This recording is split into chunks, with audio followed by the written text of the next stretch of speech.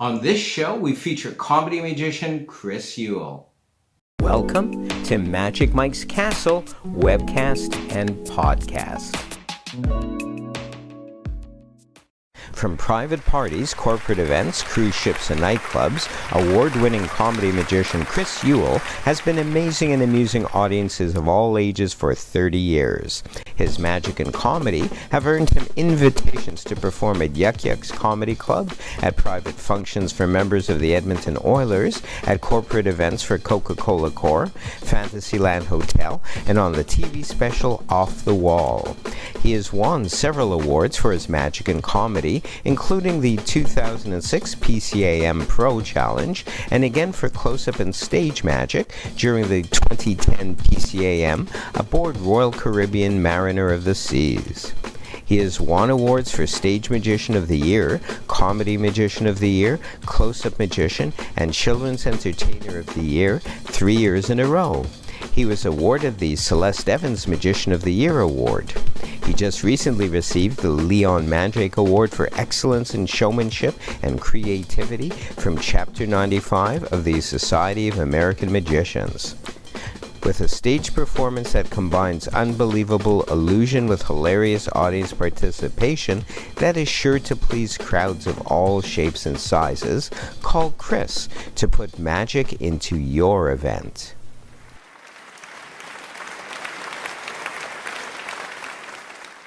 And we're back, and I'm so excited to have comedy magician Chris Yuill on this week's show. How are you doing, Chris? I'm doing awesome. How are you doing, Mike? I'm doing awesome as well. I have to say I really enjoyed looking at your videos on YouTube, and so much of that stuff reminds me of when I was kind of starting off. I started off as a folk musician, then I did stand-up very briefly. I was one of the support people for Jim Carrey. He was like 18 and I was 22 or 23. He was amazing then. And I was too scared. I was too insecure to just stand up and do comedy. So I kind of, this is my own story, I kind of hid behind my magic tricks and my guitar. And the rest should be history, but unfortunately isn't. In any case, you had kind of a similar start because your background is also comedy, correct?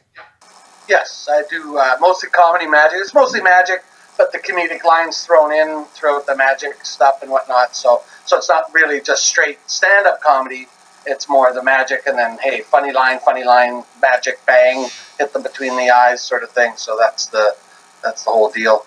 Totally. And I love it because I kind of know you, Chris. We haven't hung out too much except at the local magic meetings. We'll get to those in a few minutes.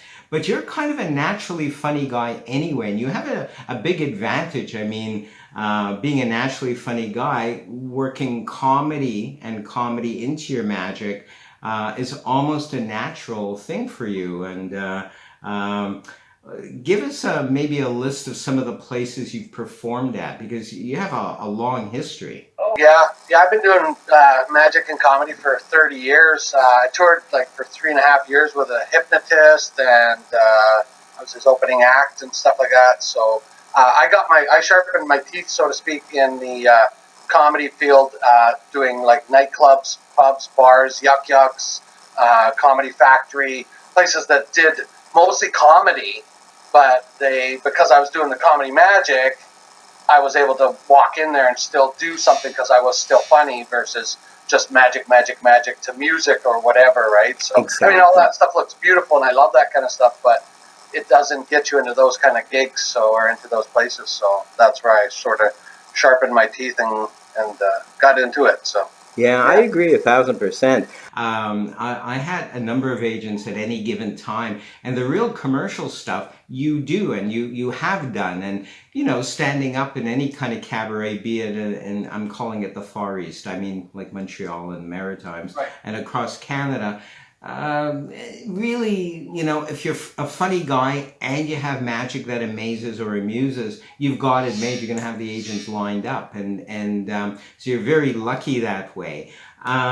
You also have several positions in our local magic clubs, because Vancouver is one of the few places in Canada that actually has 3 very active magic clubs. There's actually four. Four. There's Wow. actually four, yeah. Okay, talk to me. Tell me, please. I think you're vice president, or I'm the past president. I was the longest running president for the Fraser Valley Magic Circle. I was president for 4.5 years. Typical term is like 2 years, 1 or 2 years. After the first 5 months in my first term, they ended up switching, or we, I guess, ended up switching the dates as far as our year ends. And so what happened was I ended up staying on 1 year and 5 months was my first sort of term. I decided to do a second term, which you're allowed to do. So then I was 2 years, 5 months. Then all of a sudden, when it was time after that, they were like, no, we don't want Chris to leave as president. And they wrote a new bylaw to stipulate that the president has to stay. Yeah, so I was 4.5 years, basically. I was the president of that club. So I'm still an active member, and I'm still on the board. I slid down to the secretary spot sort of thing. So, but I still do a lot of help and try and help out the club and try and run a lot of stuff, which is I find fun. I love doing that kind of stuff. So. Absolutely. So, yeah. It's great fun. I've seen you as well at, it's called locally the VMC Vancouver Magic Circle, as well as the Society of American Magicians. Yeah. And what's so cool, and you know, I'm just part of the clubs just to perform. As a mutual friend of ours, Steve Dixon, once said to me, you just want to wave a wand there and go there. And you know, he actually encouraged me several years ago, 3 to 5 years ago, when I finally got around to it, to rejoin the magic clubs, because I was a member 20 or more years ago. Long time ago, and then I just got too busy with other things. But I love it, and one of the things I love about the clubs is they're so distinctly different.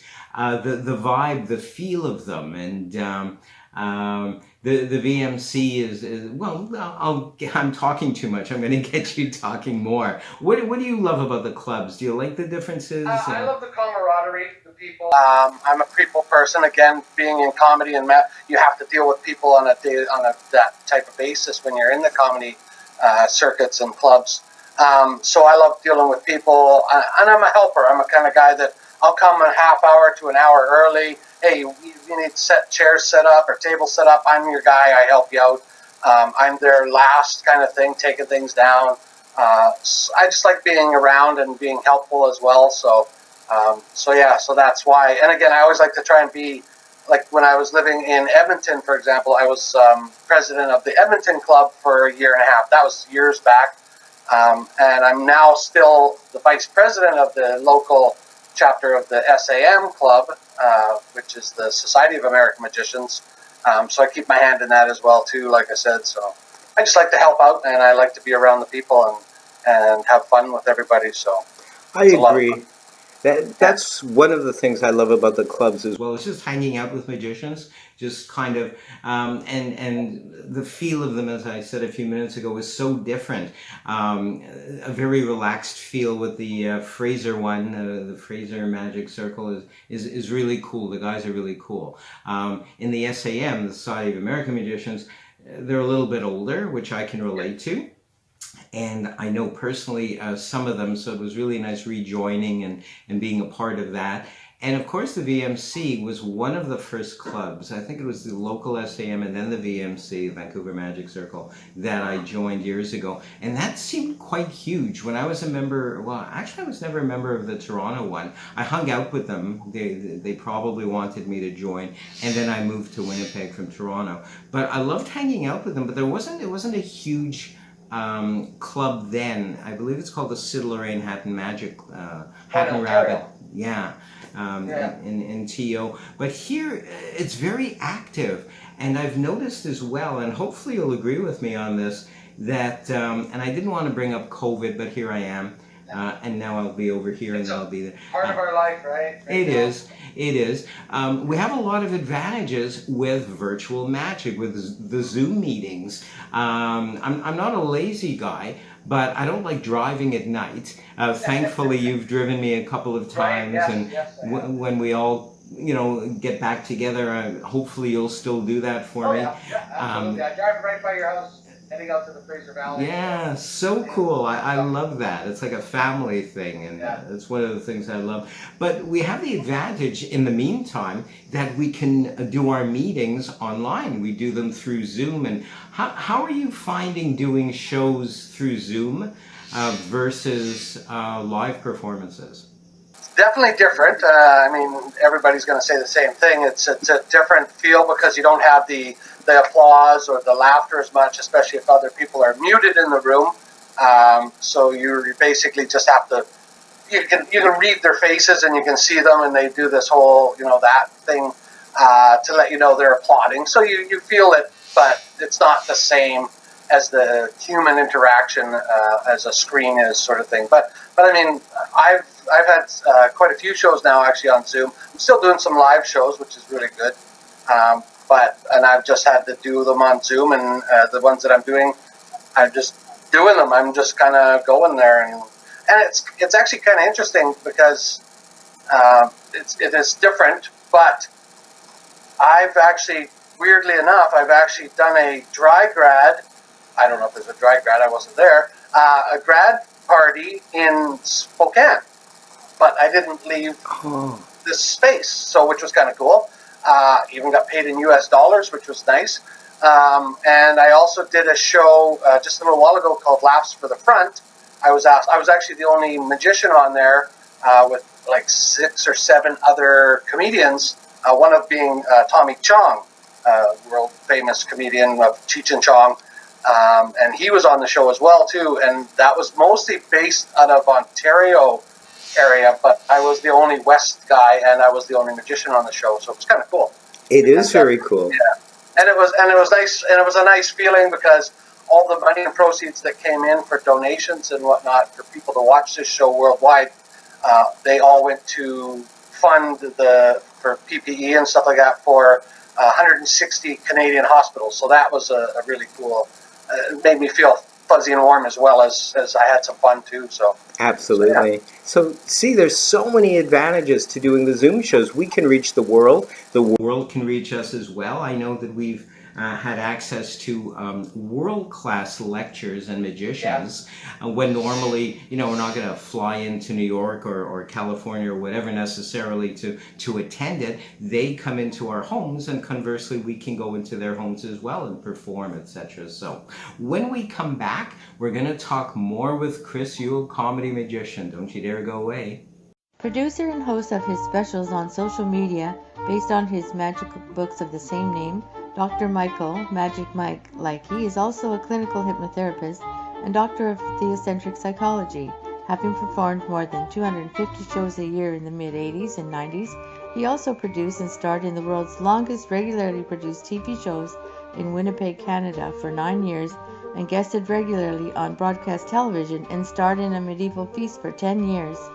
Star of stage and television, Magic Mike Likey performs illusions large and small and will teach you the secrets of the magical arts, both in person and virtually. This is Magic Mike Likey.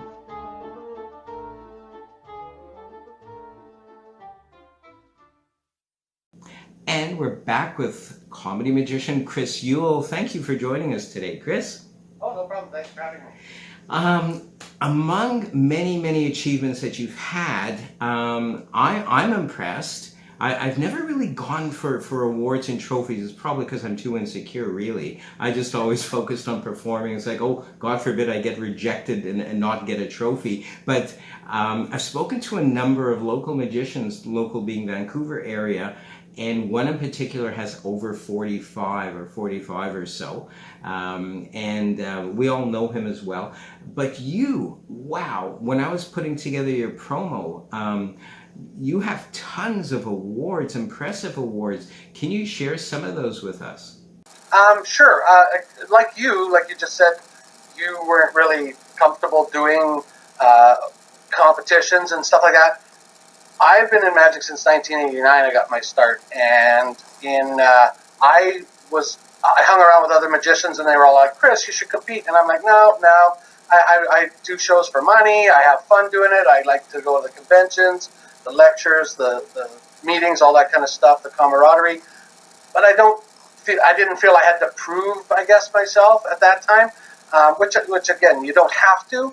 And it wasn't until 2006 in my career with Magic when a gentleman by the name of Tony Hing, a lot of people know him, he phoned me up actually, and he said to me, he said, Chris, we've got the PCM coming up, Pacific Coast Association of Magicians Convention, and I was registered to go there. And he said, we're doing a thing called the Pro Challenge, and I've seen your act several times, and I think you would do really well. You should compete. I'm like, well, I really don't, I'm not a guy that competes. He says, you know what, put together a 10-minute act, throw it together on a DVD, send it to the committee and see if you're accepted or whatever. I think back then it was actually VHS, to tell you the truth. Possibly. For the kids out there, that's tape. It was a big Yes, tape. that's right. That's a big tape about this big. Yeah, it's not on a little round disc or in a flash drive, right? So I put together a 10-minute piece and I submitted it, and the committee said that's one of the guys we want on stage. Now I didn't compete in one of your typical magic competitions that they have. I competed in what they called the Pro Challenge because I was already doing shows for money and I was a professional magician and not an amateur. They suggested that's where I go. So there was only 6 people that got to compete for that, and it was in I don't want to say the McPherson Playhouse, but it's not. It's the one over in Victoria, the big one there. I think it is McPherson.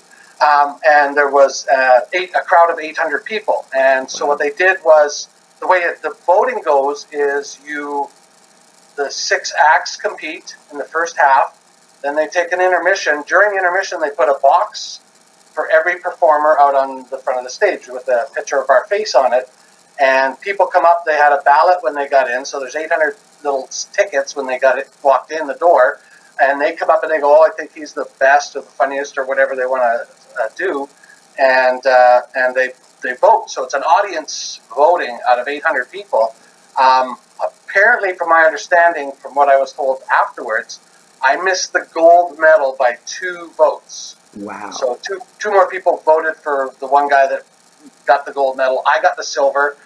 That's actually the one right back here, right there. And it came with some cash as well, which was kind of cool. And that kind of set me on a roll to go, hey, that was fun. I had fun. Nobody got hurt. I took home the silver medal. You know what I mean? And it was kind of fun. So I thought, I'm going to start competing. And again, I've been competing for a few years, and I've got a few awards, a few trophies, different kinds of trophies, as well as some medals as well for it and stuff like that. So how many would you figure you have? Have you actually counted them? No cheating. Somewhat of the 20-ish range. I'm not quite sure even, because some of the awards I don't even have an actual plaque or trophy for them. My best, what I feel though, is not the ones where you compete for doing a magic trick or magic routine. I've gotten quite a few awards from my peers saying, hey, Chris has done an awesome job throughout the whole year. We feel that he deserves a trophy for this or whatever, as well as I've got some creativity trophies, because every one of these awards that are on this wall right now, except for maybe, I want to say maybe 2, I have actually created a specific act just to compete in that competition. Wow. And win it, and then that piece that I've done, I never do again.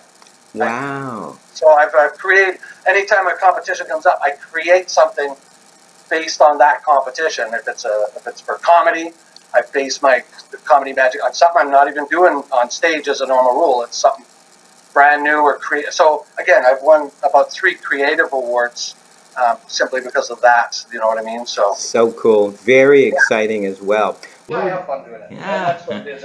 It's all about having fun too. It's not just Absolutely.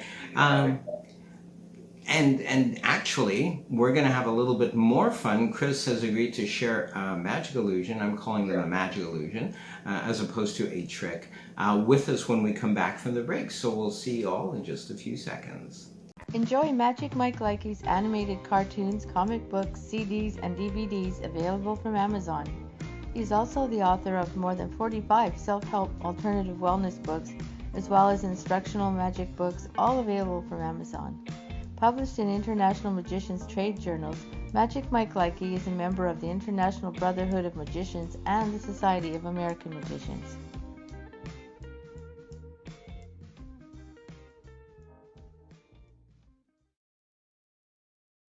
And we're back with comedy magician Chris Yuill, and I'm excited. We just spoke off camera about this effect. It's one of my favorite ones. I saw you first do it this year sometime, right near me, like you were just feet away from me. And I remember, I think it was Doug Henning I saw do this many, many years ago on his TV special. Yes. But it didn't look as magical as the way you do it. And I'd love it if you'd share it with us. Sure, we can do that. Thank you. Cool. It's a simple trick.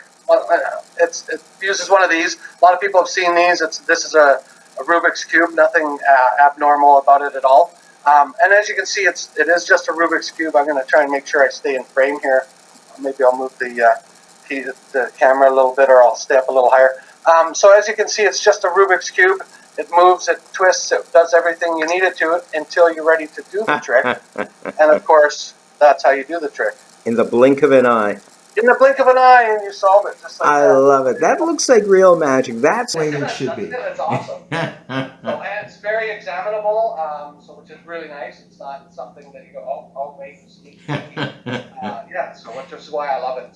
So cool. So cool. Sure, yeah. Did you have one more? Or I do. Yeah? I do. This one I'm going to just maybe push the camera back a little bit. This is like 3D almost. Yeah, there you go. I might sort of almost stand up even for that without hopefully going out of the frame. I know we're kind of camera moving a little bit. All right, so this is one I use actually in all my comedy magic shows. Typically, it's a trick with a big blue silk, and it's a little trick I usually start the show with. A little trick I like to call my opener. That's right, it's my opener. Sort of the opening effect of the show, for lack of a better name. I take the silk, the big blue silk, and I take all four corners of the silk up there just like that. A little trick I like to call my opener. If I just reach right in there, my opener! I love it. That's the gag. Actually, what good is the opener, of course? Unless, that's right, you have a bottle of Coca-Cola there for me after this thing. There you go. So there you go, a little quick. Thank you so much for sharing that with us, Chris. I love that. I love that. And it seemed to come out of nowhere. You know, oftentimes, without giving things away, because there's a lot of lay people or non-magicians watching this. Yeah, exactly. Exactly. Which has me wondering how Melinda produced doves way back then. But anyway, that's a whole other thing. Where were they hidden? So I know that most people out there, they're going to want to get in touch with you. They're either by email or your website or YouTube or whatever. How can people get in touch with you? Simple, cymagic.ca. Very simple initials of my name, CY, Chris Yuill, magic.ca. Pretty simple web address, and that's probably the easiest way to touch base with me. So. Awesome. It'll be at the bottom of the screen when this finally airs. Cool. So yeah, just those of us who can't picture it, it'll be right there. So that's so cool. I want to thank you so much for joining us this day, Chris. Hopefully, will you come back sometime? Oh, absolutely. Absolutely. Awesome. I look forward to our next magic meeting. I think actually we have one Thursday night. I think it's the VMC competition. Yeah, it's going to be fun. Thanks once again for joining us this day, Chris, and I want to thank all of you out there for joining us at Magic Mike's Castle. We'll see you all again next time.